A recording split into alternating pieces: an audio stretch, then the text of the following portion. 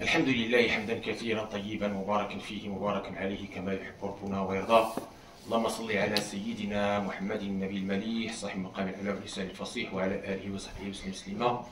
احبتنا في الله، نجدد اللقاء بكم في هذه الدروس قبيل خطبه الجمعه، وهي فيما يتعلق بالضروري من علوم الدين. Donc nous continuons dans ces durus, dans ces cours concernant ce qu'on a appelé le nécessaire des sciences de la religion, qui est un fard ayn.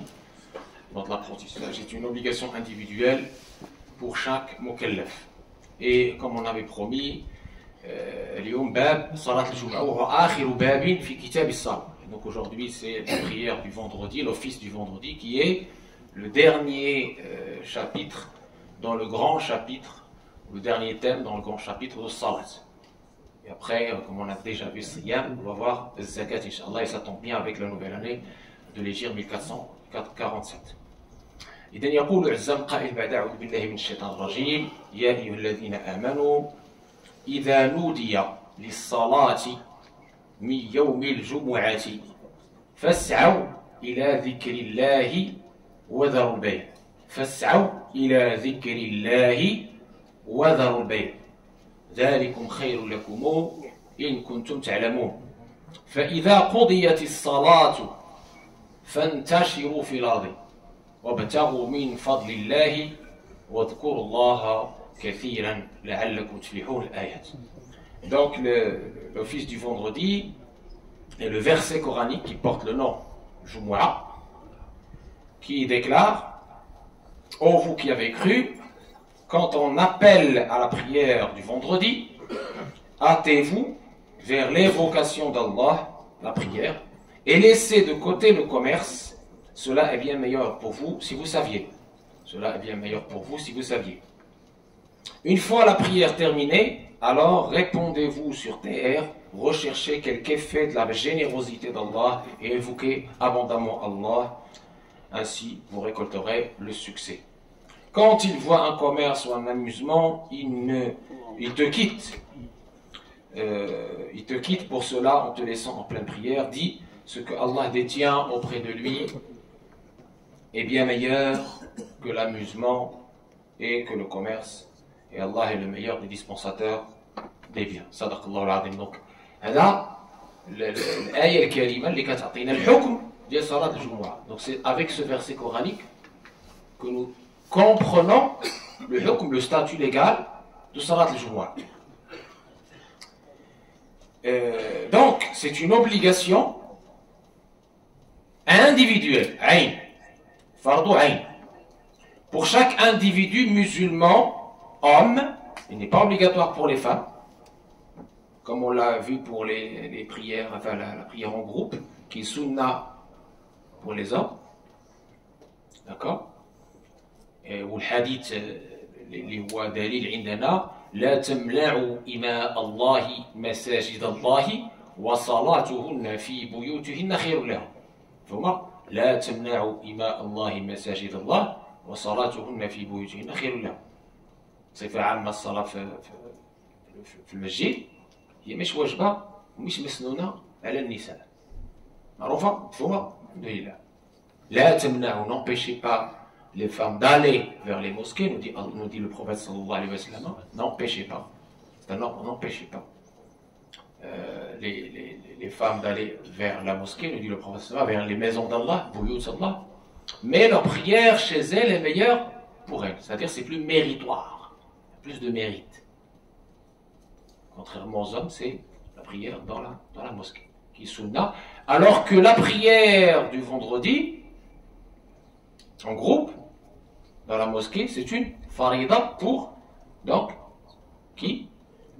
L'homme musulman, pubère, libre, non malade, résident, qui réside, pour celui qui réside au règlement d'agglomération, à une distance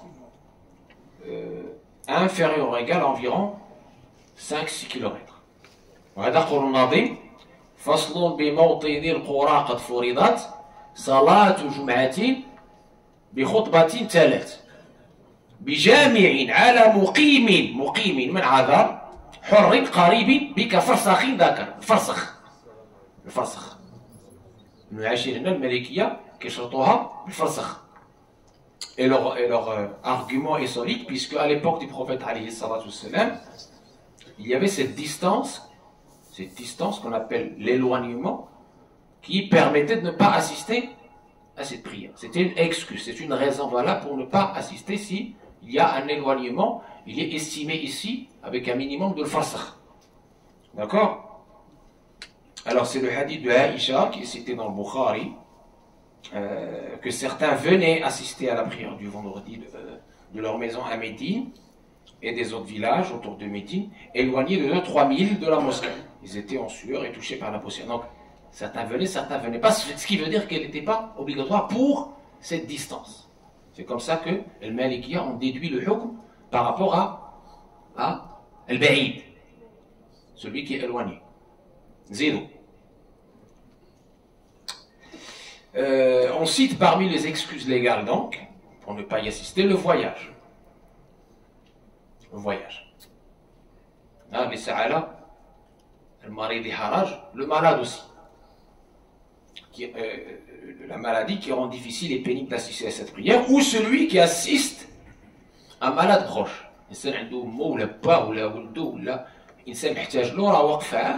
Il est assis en son chevet, il a ce droit, cette dérogation de ne pas assister à l'office du vendredi.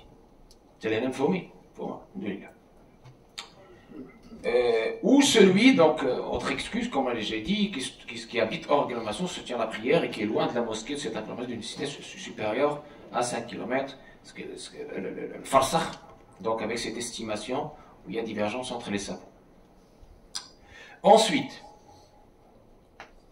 assister donc à cette prière n'est pas obligatoire pour les gens qui ont ces excuses, pour les femmes, pour les enfants qui n'ont pas atteint la puberté.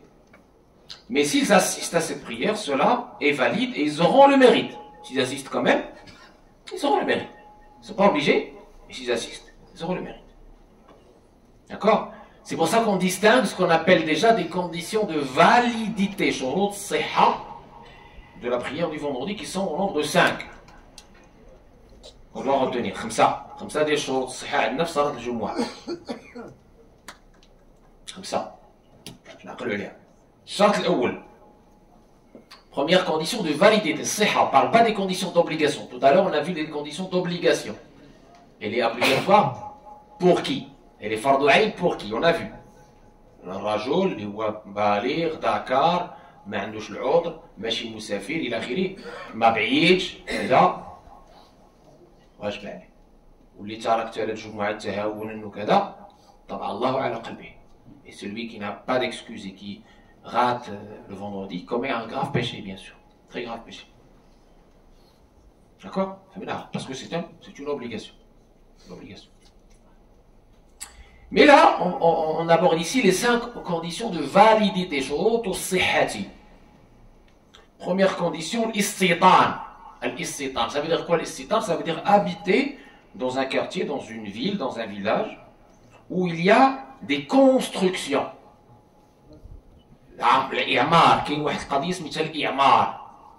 Les Bédouins, par exemple, les nomades, qui vivent par exemple dans des tentes, ne sont pas concernés par cette prière. Même au temps du prophète sallallahu alayhi wa sallam et des 4 califes après lui, on ne leur demandait pas d'assister à cette prière. On ne leur demandait pas d'assister à cette prière. Si cette catégorie de gens, les nomades par exemple, organisent seuls la prière du vendredi, elle ne sera pas valide.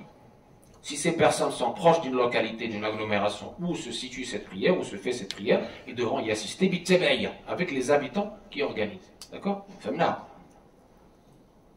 Deuxième condition. Cette deuxième condition, il y a divergence entre les 4 imams. Abu Hanifa, Malik, Shafi'i ibn Hanbal. Je vais me contenter d'une seule version pour ne pas vous disperser. Ici, Malik précise l'existence d'un nombre minimum de fidèles. Ce qu'on appelle le groupe Jama'a. Jama'a. Le groupe. D'accord? Qui assiste jusqu'à la fin de cette prière. Alors Malik précise 12 hommes. Nash. Sédentaires, habitants définitifs. Minimum en plus de l'imam. Ça fait 13 au total. 12 plus 1, ça fait 13. Doivent être présents du début jusqu'à la fin de cette prière. du début du prêche jusqu'à la fin de la prière. Ça vient d'où, ces 12? Il est sorti du chapeau, non? Ça vient du verset coranique que je viens de vous citer. Quand les gens se sont dispersés, quand ils ont entendu la caravane avec le commerce et tout le reste, les gens se sont dispersés. Combien de personnes sont restées avec le prophète pour le Jumu'ah? Hein? 12. Et donc, de ce fait, il a bâti sur cela le hukm d'un minimum de 12 personnes plus l'imam. Ça fait 13 au total. D'accord? Pour qu'il y ait le jama'a. Ça, c'est la deuxième condition. Troisième condition, le jami'a. Le jami'a, c'est la mosquée qui réunit les fidèles. Jami'a. Existence d'une mosquée qui réunit les fidèles. Le Malikiyya, ça dit faire ikhtilaf. Le Malikiyya, cette prière ne peut pas être faite dans les maisons ou dans les terrains vagues. ماشي بحال صلاة العيد كدار في المصلى، لا. خصها المسجد. وكاين من شرط المسجد القديم. ومنع تعدد المساجد الى اخره. دي امور كلها c'est des détails, on va pas rentrer dedans, mais sachez que la mosquée, c'est une condition. Elle se fait pas dans les maisons. Très bien. Quatrième condition, on a dit qu'il y a 5. Hein. Quatrième et avant-dernière. Al-Khutbah, le prêche. Le prêche qu'on appelle les deux prêches. Hein. Il y a un petit arrêt entre les deux, comme vous le savez. Et ce prêche, il est l'équivalent des 2 rak'at qu'on ne fait pas, parce qu'au dor, il est de 4 rak'at. Et on fait que 2. Les deux sont passés où? C'est le prêche. C'est pour ça qu'on vous dit, il faut écouter attentivement. Il ne faut pas dire à ton frère, écoute, etc.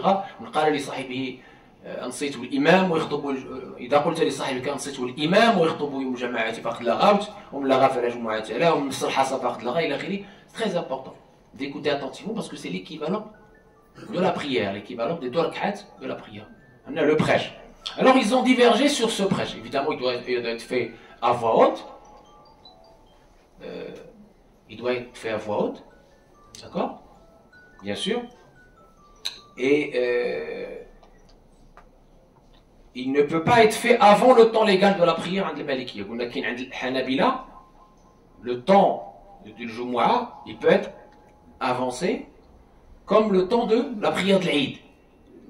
C'est ce qu'on fait là en France pour faciliter les choses aux étudiants, aux travailleurs qui reprennent à 14 ans. On est d'accord.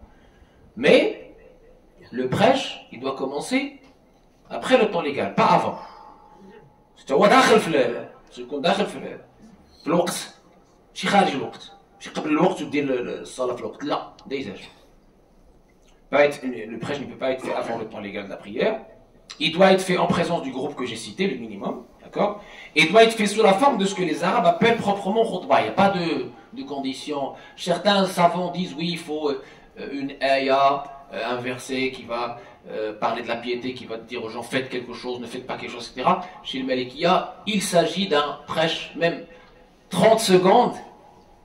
Si on fait un khutbah 30 secondes, c'est bon. 30 secondes, c'est fini. Il n'y a pas de durée minimale. Mais la sunna, c'est qu'il soit court et précis et concis. Le message, ce qu'on appelle le message. Voilà. عند المالكية لا يجوز بغير العربية.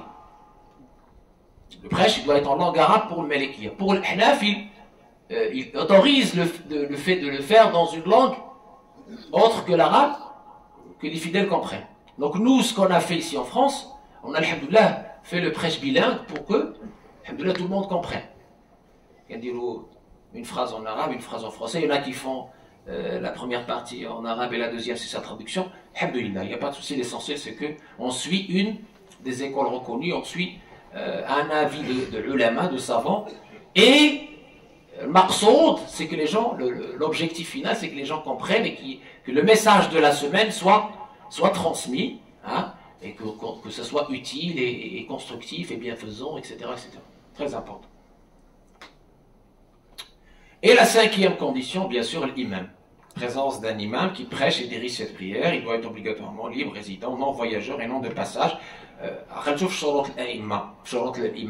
Vous vous rappelez la dernière fois, on a dit parmi les chartes de l'imam al-khatib, c'est qu'on muqim. L'imam qui fait le prêche, on a dit, il faut qu'il soit résident, c'est-à-dire il n'est pas dans un voyage de moins de 4 jours est de plus de 70 km. Il est résident. Il est résident. Muqim. S'il est à séjour temporaire, c'est-à-dire qu'il aurait résolu de résider 4 jours de suite au moins dans la localité concernée, sa yama est valide dans ce cas. D'accord? Il est sunnah évidemment de se laver, ghusl, juste avant d'aller à cette prière. Parce qu'il y a le hadith qui le précise et on a dit que le hukm ici c'est pas l'obligation, c'est la recommandation. Machi le wujub. Faqat l'istihbab. Abu Huraira rapporte, j'ai entendu le prophète sallallahu alayhi wa sallam dire 5 pratiques sont caractéristiques de la fitra, la nature primordiale. La circoncision pour les mâles, pour les garçons, le rasage du poil pubien, le coupage court des moustaches, le coupage des ongles et l'épilation des poils des aisselles. Il est ainsi préférable aussi de se parfumer, de se brosser les dents, d'utiliser siwak, de se couper les ongles, de s'épiler les poils des aisselles, etc., de porter les habits blancs, d'accord, pour assister à cette prière capitale en islam. Il est préférable maintenant d'aller à cette prière le plus tôt possible, ce qu'on appelle tejir. On a le hadith, le fameux hadith qui vous donne les mérites de chaque temps. Hein, quand vous arrivez plus tôt, voilà les mérites, etc. On ne va pas rentrer dans les détails. À partir d'une heure avant le zénith, avant zawal. À partir d'une heure avant le zénith. D'accord? Il est détestable d'y aller avant. Ceci pour récolter évidemment le maximum de mérites. On ne doit ni parler ni se distraire pendant le prêche de l'imam. Et on doit écouter attentivement et se concentrer jusqu'à la fin de cette prière. D'accord? Très important également, le voyage est interdit après Zawal, après le zénith, le jour du vendredi jusqu'à la fin de cette prière, car cela nous fera manquer cette prière, sauf nécessité légale. Sauf nécessité légale. Il est autorisé ce voyage avant le Fajr, l'aube. Le voyage entre le Fajr et le Zawal du vendredi est détestable pour certains savants et autorisé pour d'autres.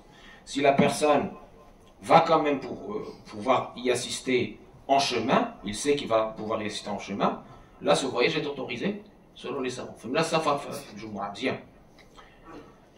Et je disais, pour finir, la règle est qu'il faut faire la prière du vendredi dans la mesure du possible.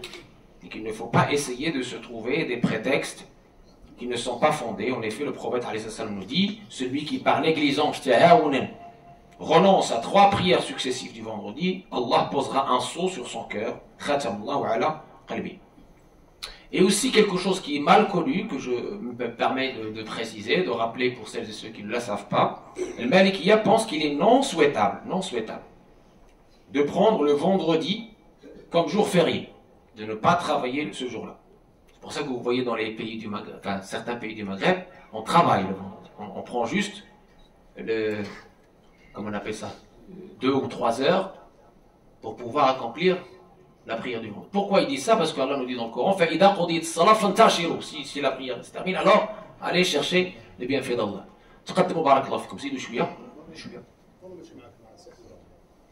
Et donc, وكذلك قال المالكية مخالفة لليهود والنصارى الذين أخذوا السبت والأحد عطلة. D'accord? Notez bien, donc, dès l'appel à la prière du vendredi, le musulman doit aller à cette prière et laisser toute autre occupation. Ainsi, tout acte commercial, tout contrat.